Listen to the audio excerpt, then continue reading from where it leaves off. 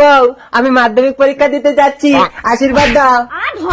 বউকে প্রণাম করছে, উনি 20 বছর ধরে মাধ্যমিক দিচ্ছে, একবারও পাস করে না ঘোড়া। হ্যাঁ, আমার বাবা বলেছে জীবনে যতই ঝড় আসুক এক জায়গায় শক্ত হয়ে দাঁড়িয়ে থাকতে হয়। থাকো তুমি দাঁড়িয়ে, আমি চললাম বাপের বাড়ি।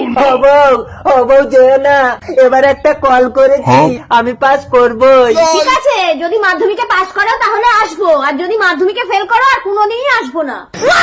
পাস না করতে পারলে বউ আর আসবে না।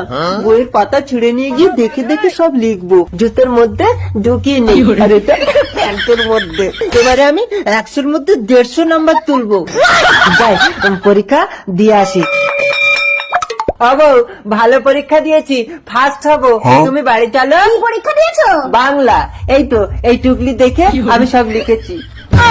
বাংলা পরীক্ষায় ভূগোলের টুকলি লিখে এসেছো? এই যাও। বউ,